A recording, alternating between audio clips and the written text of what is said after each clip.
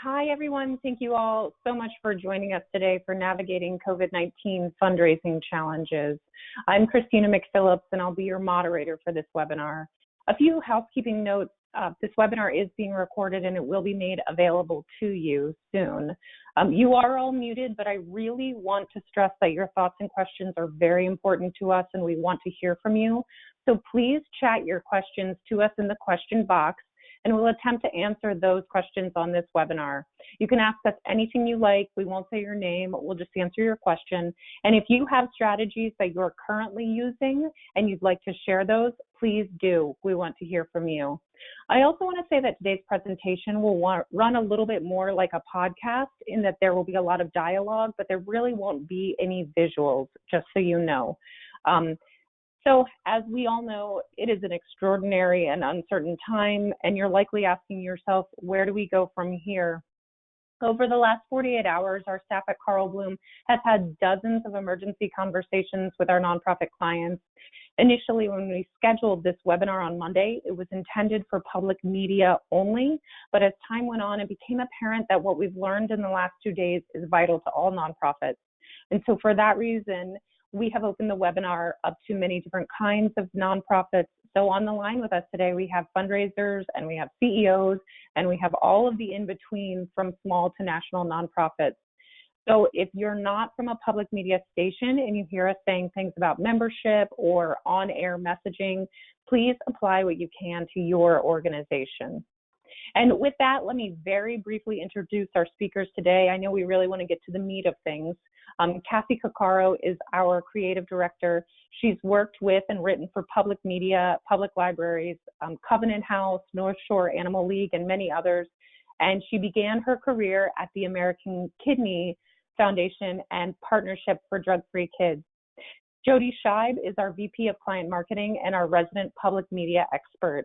She has been fundraising for public television and radio for 2 decades, and she got her start at Arizona Public Media on their membership team. And finally, I'm Christina, your moderator for today. I've been fundraising for nonprofits for over a decade, getting my start at the American Red Cross. And so now, Cassie, I want to throw it to you.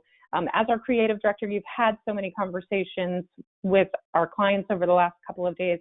Can you summarize what's been going on in the last 48 hours and what you're seeing? Hi, everyone.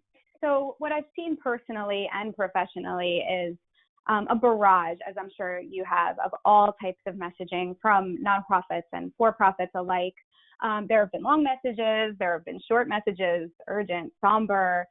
We've seen insensitive, we've seen thoughtful, we've seen jokes and memes and a lot of things. So it can be really confusing. And what we're hearing from our clients is that they're really eager to strike a balance and be sensitive, but not shut down their fundraising because that would be really not good. So we're trying to navigate this situation and help people drive their fundraising forward in the most thoughtful, strategic way so that we all come out of this together how we need to. So that's what I'm seeing right now. Okay. And then Jodi, what are you seeing? Thank you, and hi, everybody. Most of the conversations I have had have really been focused on the immediate. What's in the mailbox right now? What has already been produced? What options do we have to address those? What can we do if we have something going out to be more aware to our donors of what's going on? And how can we use our other assets, whether that be our on-air or digital or email, to better communicate with our donors? So that's been most of the conversations we've had. So hopefully in the next 30, 45 minutes, we can talk about some of the options for the immediate efforts you have going on and some of the more long-range strategic decisions that you'll have to be making. Okay, great. Okay, thank you, Jodi. So let's get down to some real questions and talking points. And please remember to chat us your questions so that we can answer them on the call. So Cassie, how should public media fundraisers and other kinds of nonprofits change their messaging and tone right now?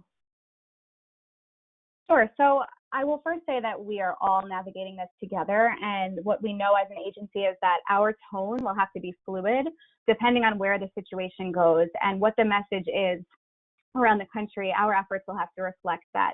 But right now, in this sort of phase of urgent communications, the name of the game is transparent but sensitive. I'm the person writing a lot of our communications, and I've really, to figure this out, I've really tried to tune into what I'm feeling personally when I get communications from nonprofits and companies right now. So as I'm writing and as you are writing things that aren't necessarily related to fundraising even, I would recommend that you think about what you've seen and you've heard in the last few days and weeks when you're creating these communications. So what has made you feel better? What has made you feel a sense of urgency? What has felt insensitive? Because truly, I've seen a lot of that too. And when it comes down to it, I think it's important to remember that we are humans talking to humans. That's what we want to remember through all of this. Yes, we're in some cases, a state of panic, urgency, but we really need to think about the human spirit and what will best speak to people right now. And I think the best way of gauging if our messages are on point is to put ourselves in our donors' shoes right now. One important point is that I think that we need to acknowledge the crisis without seeming to capitalize on it. We need to be really careful about how we describe our needs right now and strike a balance between, yes, there is an urgent need, but yes, there is something else huge going on in this country right now, around the world. So where is that balance? And that's what we're here to help with. And that's what we think about and talk about every single day. Something good to remember with messaging too is that if your organization is doing something around coronavirus, like airing live briefings from government officials or sharing an interactive map or real-time coverage online, or you even just have some links to coverage that is interesting and important right now, I think it's okay and important to let the donors know about these services that you're providing. I think public media stations are in a unique position that a lot of nonprofits aren't necessarily in this moment, and that many of you are offering news updates, breaking news, the services that people really need right now. So definitely put that out there, but don't overstate or exploit it. And I don't think anybody would ever intentionally exploit that, but it's just important to remember to strike that balance. Describe it like the asset it is and move on. That's what I would say. Okay, great. Good points. So transparent but sensitive. I hear you saying consult your own feelings on how you feel when something comes into you, whether that communication to you was sensitive or not, and then don't overstate the services that you are providing, but feel really comfortable about talking about them. So that's good. Definitely. This next question, I'm going to ask the both of you in kind of different ways. Jodi, probably the biggest question everybody is asking themselves, should we cancel or postpone our fundraising efforts? You go first, and then I'm going to have Cassie kind of chat about that. Okay, thanks, Christina. Absolutely, without a doubt, that's the question that has come up the most in the last probably 48 to 72 hours. And as you mentioned, I've been doing this, thanks a lot, for 2 decades, which aged me a little bit. And in those 2 decades, we have seen instances of financial or environmental crisis in the past, and we've learned quite a bit about fundraising from those. And while they're different than what we're currently going through, we can still sort of take the lessons that we've learned from those and apply them to today. The one most important lesson that we've learned is that organizations who straight up cancel their fundraising initiatives during these times end up taking years to recover. You lose your donors, you lose your relationships, acquisition, recapture, all of those suffer. And those are things that I think most of us know have a longer term impact than just the time period of the crisis. So you don't want to cancel your initiatives. What you do want to do is modify them. Cassie mentioned a few things about message points, about highlighting your assets, but making sure to be sensitive to what your donors are going through. And I think that that's very important. So you do want to evaluate all of the copy and all of your correspondences and modify them. So for example, if you have things right now that are super urgent for the station, budget shortfalls or other urgent like messaging, you may want to soften that a bit to reinforce the mission. And Cassie, I know you'll talk about this, I'm sure, in a minute, but to soften your urgency, yet remind the donors that you're there. Because what we've seen during these times is donors typically fall into one of 2 groups. You have the group of people who will stop being philanthropic during this time. And those are typically people on a fixed income who have job insecurities, all of those with financial constraints or uncertainty right now will likely stop being philanthropic. They'll either cut down the number of organizations they support or eliminate them altogether. But you also have those donors who become more philanthropic. So they recognize that a lot of people aren't able to give. And if they are able to give, they will give more. So it's important to communicate with your donors, let them know the mission that you're providing or the service that you're providing and how essential it is during that time, and allow them the opportunity to donate because they value that service. But most importantly, what we've learned is that you want to stay top of mind for your donors, because all of those people in that first group, the people who have financial uncertainty right now and may not be able to support you, still value the service. And when this crisis is over, you want to make sure as they start up their philanthropic giving again, that you are the organization they remember. So you want to continue communicating, but continue sensitively. Okay, such good points. I hear you saying it's going to take a while, but this will pass, and let's really be on let's show our positive side. People will give to us in the future one day again. Things are kind of scary right now. Now, with all of the nonprofits on the line that are in this situation of what do I adjust and how do I adjust it, I want to ask Cassie, in what ways can public media stations quickly update their existing creative? And kind of second question, what to do about that direct mail that's in production? Because I know you have some tips. Yes, definitely. So I'm definitely creative minded right now. What does this look like for the actual creative that is either already scheduled to go out, has already gone out, or is planned? And what new creative do we need to generate in the wake of this? So I first want you to know that we as an agency are thinking critically together, day in and day out, about the best way for each individual organization to update their creative and generate new creative if necessary that makes sense for you in this climate. So this is going to look a little bit different for every single client depending on your mission, what you're doing, and what you already have going out. But here are some ways that we've done it for our clients so far and that we're planning to do it. One thing is list notes on emails. For many of you, this means the end of your March campaign, the last few efforts.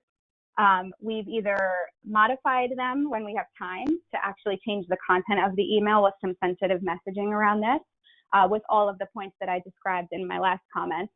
Sometimes we've put a list note at the top of emails that are about to go out that is super transparent, that just says, look, below is the email that we had planned to send you today, but we're in different times now. Obviously, things have changed, and we are, this is what we're doing. So we've been super transparent in these list notes. We've made some modifications where possible to Facebook ad copy, basically running the ads as they would have in terms of content, but really changing the messaging a little bit to address directly or indirectly, depending on what exists, what's going on right now.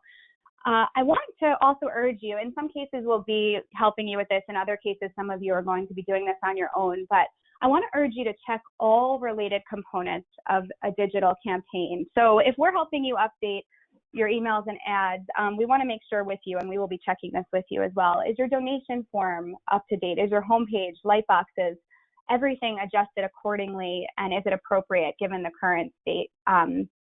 Does your campaign everything in your campaign still match? So those are some of the things we're thinking about in terms of response here and what it looks like creatively. In terms of direct mail, obviously that's a little bit more tricky because of the lead time and because things are already so far down the pipeline getting created. So depending on timing, simple lift notes or Johnson boxes are an option to acknowledge the state of things right now and remind donors about your stronger than ever commitment to keeping them well informed. So we've been working with some of you on that. If there's time, an insert can be considered with some of this messaging as a last minute, like this has to go out, but here's how we're going to modify it in time. So those are the things we're thinking about. Again, we're talking about each of our clients in an individual way right now, and we are here to help you. Okay, thank you, Cassie. Jodi, I want to ask you one question that we've been talking about internally, even within the last hour. We do have one of the public media stations that has asked, one concern is financial fear out there. What do you think about offering members the chance to ask for a complimentary extension of their membership if they're experiencing or expecting a financial crisis? And I think what you've been saying is you think that it's absolutely worthwhile to just give that extended membership if it's possible. Tell me what your thoughts are. Yes, so in 2008, when we went through the recession, this was something that that many stations did, and it was the idea of putting the donor. So some stations immediately offered this extended membership for 6 months. Others sent their members through their typical renewal cycle, but created a special final effort that said, we know that you haven't renewed, we know these are challenging times, and your membership is so important and our service is so important that we would like to continue that by offering you an additional 6 months of membership to our organization, and you extend the membership for them. And this is going to mean something different, and I'm thinking of everybody thinking about their CRMs and how they're going to put this in their CRM. But the idea is after 6 months, you have to note it in your CRM, because after 6 months, they should be contacted to renew their membership. Of course, the timing will fluctuate with the news cycle of the day, but extending memberships for people, recognizing that this is extraordinary times, does a lot of goodwill and service. Extending their benefits, if you offer a member card or a program guide or a newsletter, being able to extend that to give them the resources they count on during these few months, even if they're financially unable to afford, will do what we talked about a few minutes ago, which is keep you top of mind. So I absolutely love the idea of extending memberships if possible. Okay. And to that point, I want to turn to Cassie for a minute to kind of build on that. How can we, as nonprofits, share our value right now, and in sharing that value, secure the future donations we'll be getting in 6 months or a year? Sure. So as we all know, there's a lot of untrustworthy news and a lot of uninformed social media, alarmist posts right now. They're rampant. And if we were in person together, which we obviously can't be given the circumstances, I would say to the room, raise your hand if you've seen anything on Facebook about this virus that has made you feel a bit panicky, or has made you roll your eyes, or has even made you lose faith in humanity. And I think I'd watch all of your hands go up right now. So the point of that is people are sharing false information everywhere. You can't get away from it in this day and age. And I think it's because people are desperate to hear and share information. And a lot of people want to share accurate information. They're just not doing so. So public media is a trusted news source. You have always been this, and you've always shared this message. But people are looking for this more than ever. Right now, you are an asset. False information is dangerous at this point. So you as a public media station are truly offering something that not every nonprofit can say that they offer something directly helpful right now. And I truly believe that public media has something directly helpful to offer. So that's what we're trying to communicate when it comes to the value of your station and the message that you're communicating to your donors. Okay, great. And I want to share one example that I've seen recently. I was on a library's Facebook page just today, and they are doing regular virtual story reading.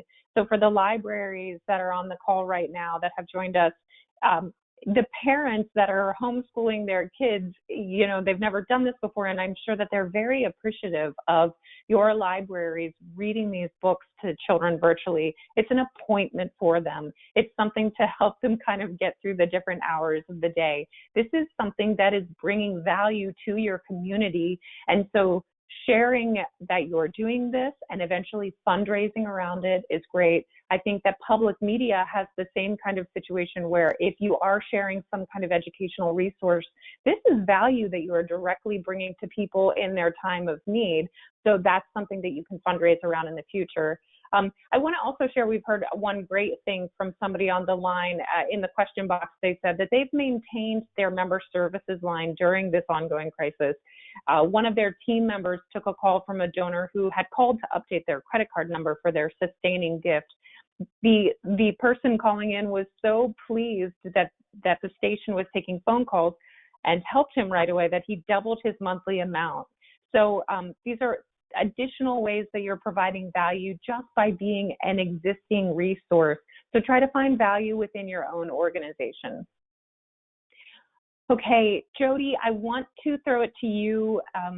You have been in public media fundraising for a little while. You look fantastic, Forever. You know, forever. Can you tell us 3 things not to do right now and 3 things we should be doing? We don't want to throw the baby out with the bathwater. We want to be doing the right things. What do you think? Oh, cutting it just to 3 on both of those will be tough, but I will try. Okay, well, so the first thing not to do, I'm going to start with what not to do because that seems more negative, and then we'll go to what to do. So the first thing not to do is something I already mentioned, which is stop communicating or stop fundraising with your donors. The truth is all of us, whether we're on the phone, we have libraries, museums, medical, public media, we all are providing a really valuable service to our donors right now, and we want to let them know, and we want to give those who are feeling extra philanthropic right now the opportunity to give. But of course, remember again to be sensitive to those who are not and cannot give right now. The second thing to not do is ignore your sustainers. Sustainers, which we are in such better shape during this crisis than we were in 2008 because of the number of sustainers on our files. So we are in good shape, but we need to remember that our sustainers are just like everybody else and they may be going through financial hardship. So don't ignore them. Make sure you're reaching out to them. If you don't currently have a communication plan with your sustainers, make sure that you set one up. You want to be reminding them of the resources that you have available. One mistake we saw stations make way back when when they had to cut costs, the first thing they cut was their sustainer cultivation because there wasn't a direct revenue line necessarily associated with that. Don't do that. These are the most important donors you have right now on your file. And the third thing not to do, I'm going to go with the good old don't panic as the third thing. You know, we've been through, again, forever. I've been doing this forever. We've been through these kinds of difficult times in the past quite a bit. And like I said, we're in a much better position now with the number of sustainers we have on file. So we are in pretty good shape. And don't forget again that and reinforce to your donors that in times like this, the service that we provide is really more important than ever. We're providing both the much needed news and information that our donors can trust, especially in light of what Cassie mentioned, all of the misinformation out there, and an equally necessary reprieve from all of the news that we're providing with our dramas and entertainment programming for the public broadcasting stations. So try not to panic. This too will pass. Stay firm, and we're in pretty good shape. 3 things to do. Actually, to piggyback on something you said, Christina, I'll say to make sure that you're prepared. Make sure your member services representatives all have scripts because the number of incoming calls is absolutely going to increase. The number of, and I hate to say it, but complaints or concerns about what you're doing is going to increase. We have millions of people at home right now, whether they're watching your station or reading their mail, and they will, of course, call you up with their feedback on that. So make sure your teams are prepared for that.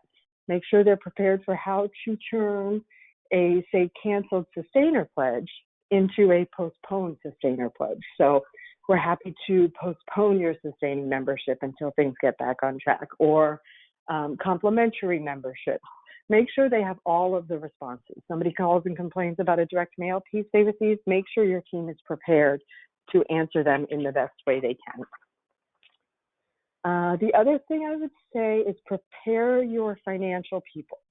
We are absolutely most likely going to take a short-term financial hit. When we soften messaging, when we have people unemployed, obviously fundraising goes down. And the one thing I know about CFOs is they do not like to be surprised. And again, if we were live in the room, I would ask you to raise your hand if you were a CFO. But since I don't know if you're out there, I'll say for you, they don't want to be surprised. So make sure you prepare them for what is possible in the next 6 months, 9 months, maybe a year in terms of your budget. I mean, we think that they know this because we know this, but they're worried about payroll and human resources, and they have all of these other things. They may not be aware that your direct mail and digital campaign is going to make X% of what you had originally projected. So just keep them informed. Focus on all of your existing donors, your sustainers. It's 10 times harder in financial recessions to acquire a new donor than it is to keep an existing donor. So make sure you're really putting your emphasis on the relationship you have with your existing donors. I think that was 3, but I'm going to add a couple more, I think. Utilize email. Every day we wake up and it's a new story. So make sure you're utilizing your email because that's really the best tool. Your email and your on-air, it's the best tool you have to make last-minute messages. So make sure you're really utilizing that. And as Cassie said, don't be afraid to be transparent. If you have something in the mail right now that's already mailed and you can't possibly get it back, don't be afraid to send your donors an email or perhaps a voice broadcast. letting them know that you have communications in the mail.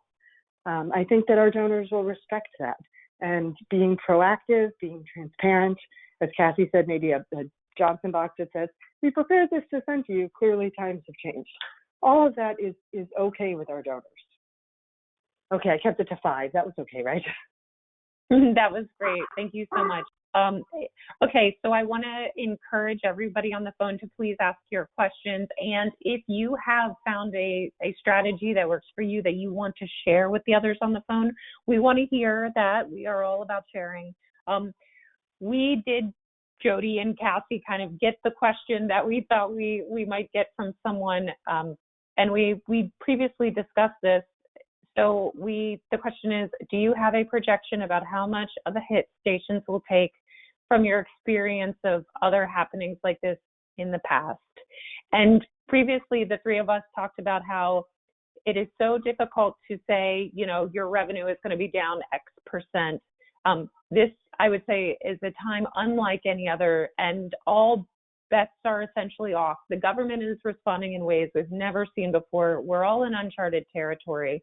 I think that transparency, we've talked about transparency with your donors, but transparency with your coworkers and your financial staff, as Jodi was saying, is so very important. Saying to them, I can't even tell you if we're going to raise money from this campaign is probably a conversation to be having, but saying things like, I will continue updating you on a regular basis is probably all you can do. So I wish that I could say that we know a projection of how little revenue you will make, but we don't.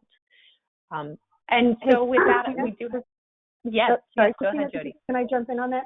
I think it also really depends on the individual station.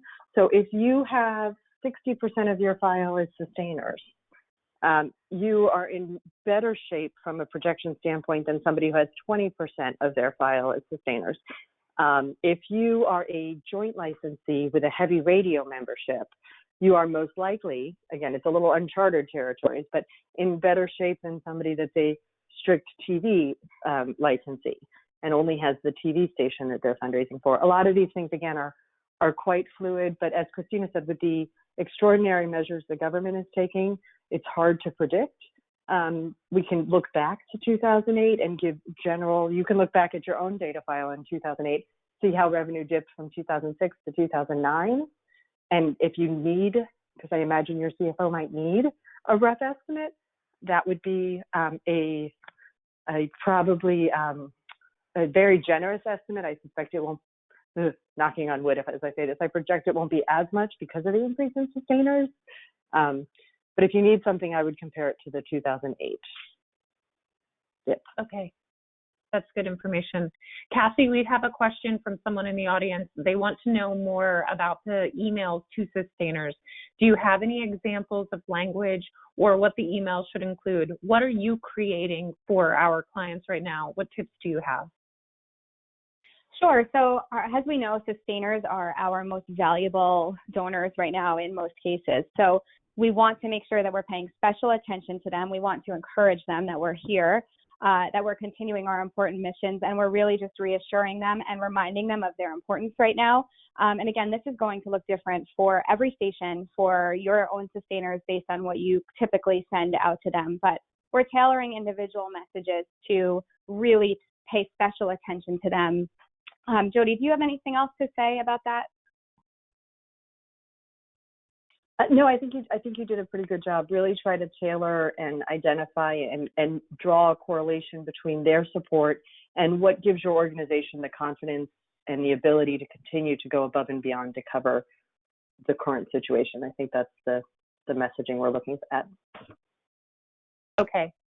And does anybody in the audience want to give an example of how they have quickly changed one of their emails or direct mail pieces? We'd love to hear it. And actually, if you all want to, raise your hand and say you have had to change something in the last 48 or, the last couple of days, we'd love to hear that too.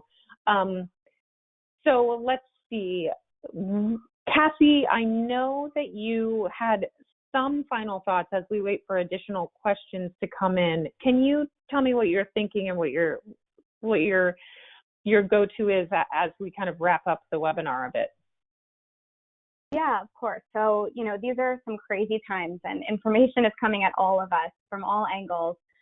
So really my closing thoughts are to take stock of the messages that you're receiving right now. Like I said many times earlier, not necessarily as an employee of a public media station and not even as a fundraiser, but really as a human. How do they make you feel? And I just want to reassure you that that's what we at CBA are doing as both human beings and as an agency. And we're also calling on our knowledge of past crises alongside your individual nonprofit needs and your plans and your assets and what other departments at your stations are sharing right now to come up with the best solutions for you. So I just want to reiterate that this is going to look very different for everyone, and it's going to look very different as the days and weeks and months unfold. So we're just keeping our eyes on the situation and translating into, the world's messaging into what it really means for effective fundraising, all while making sure that you're driving your fundraising forward and you're still engaging your donors and you're doing it in the most appropriate and effective ways possible. Okay, great. Really good. I want to, let's see, somebody has said, has talked about social media assets to complement email campaigns at this time. Cassie, what are your thoughts about that? And I know that that's something that we do. How have you adjusted our social media assets to complement the emails that you are creating? Sure. So we are definitely moving ahead with most of our Facebook ad campaigns and our Google search campaigns. Of course, there are some instances in which we've canceled things because they're event-based or specifically not appropriate right now. But for the majority of our clients, we are moving ahead with our social media advertising. We're also encouraging organizations where appropriate to continue with their organic posting, and we can really help tailor some messaging around that. But the organic posts coordinating with everything else that's going on can really help close the loop on your whole campaign. So just like everything else we've been talking about, it's move ahead, but move ahead in a new, specific way and tailor your message to be appropriate, sensitive, and timely. That's what we're doing. Okay, good. Jodi, do you have, with regard to sustainers, do you have any thoughts at the moment? I do. I just heard from someone in our industry who's on the line, so thank you very much, saying that he was on another call that did mention that one of the nonprofits said that they sent an email thanking their sustainers for their support during this time, and they had a lot of cancellations from that email.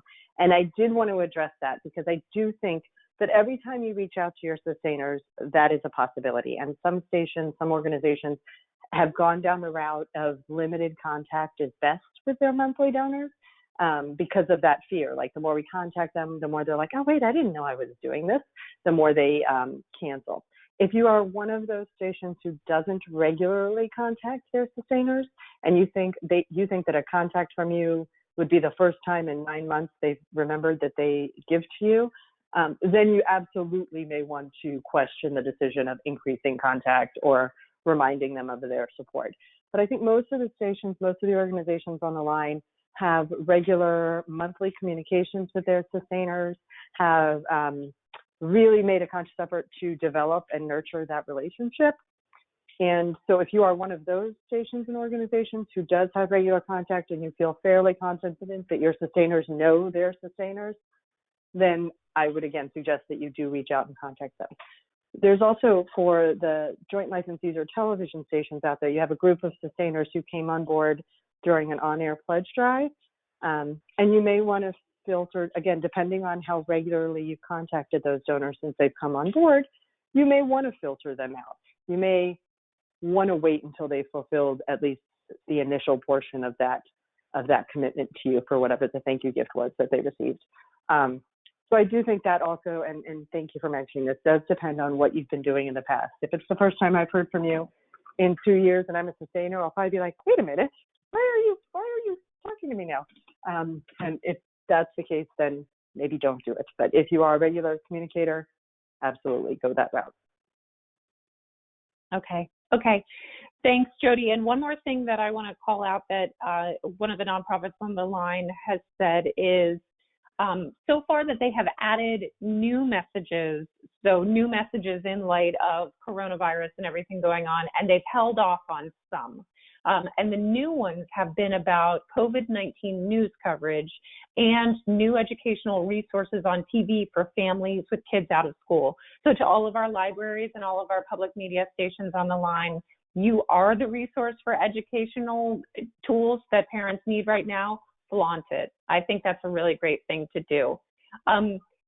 And then someone is asking a question about sending out a monthly newsletter. In this current time, is that a regular enough communication? And let's talk about the benefits of newsletters when it comes to cultivation at this kind of time. Cassie, do you have any thoughts? Yeah, so once again, I would say taking a look at each individual organization and what your newsletter typically looks like is going to be really important. Is it enough? I don't know. I think probably what you need to think about is keeping your monthly newsletter scheduled, but being prepared to tailor that content to be appropriate depending on where the state of the world is right now. And then considering adding additional cultivation messages in between those newsletters, maybe perhaps that look like the newsletter, maybe perhaps that don't, but just to keep people informed during this and cultivating them as we go. So I hate to keep giving the same answer, but this is really going to look different for every single organization right now. So that's why we're here to help, and we're thinking about each organization individually. I don't think that we should cancel your monthly newsletters right now, certainly. Upping the frequency, I think, would not necessarily be a bad thing if you're doing it with critical updates or important updates. So again, looks different for every nonprofit, and I think we're just going to have to see what it looks like on a case-by-case basis. Okay, and so really, of all the things we've talked about today, I hear the most common theme be revise everything that's come out, make sure that your messaging is sensitive and transparent, be honest about the things that are going on, do not capitalize on everything, but do be comfortable with the benefits that you're providing the community. There was, let's see, one more statement that someone wanted us to know about, that they have a COVID-19 information page with an option to sign up for COVID-19 news and updates. So that's really good. That's value. That's an example of value you're providing. Let's see. We have a really great question. What has been the experience of stations who may have used SMS texting around COVID-19, or maybe anybody that's used town hall update events where their CEO or president has given kind of a State of the Union update? And I have to say I'm a really big fan of the town hall. It's very much like, I've seen it in the past before. You can talk to all your major donors at one time. You can announce, a building is opening. Or in a situation like this, you could talk to all of your donors and be incredibly transparent about what's going on. The CEO would actually have like a one-on-one, not one-on-one, but would have a big town hall conference call with all of your most valuable people. Has anybody in the audience done anything like that? And if not, it might be a good tool. Let us know by the chat. Let's see. And then we're going to probably wrap up. So one or two final questions. Any ideas for corporate development messaging? So Jodi, I'm going to throw that to you, corporate development messaging. Oh, that is a really tough question. And decades ago when I started, I actually started in what was called underwriting at the time. And I think that's what you mean by corporate development, which is getting the corporate sponsors to underwrite the programs and the content. And I do know that now is an incredibly difficult time to go, especially to small businesses. I would be extremely sensitive in that pitch that you're making, and go to some of your loyal businesses that are still open, and perhaps shift the pitch if possible to ask them for more. It's been, like I said, a few decades since I've really focused in corporate development. And again, if you're talking about underwriting, if you're not, let me know for sure. But now is certainly, as was in 2008 and 2001 for that matter, corporate development really took quite a significant hit. So if you're on the phone and you're in corporate development, my thoughts are with you.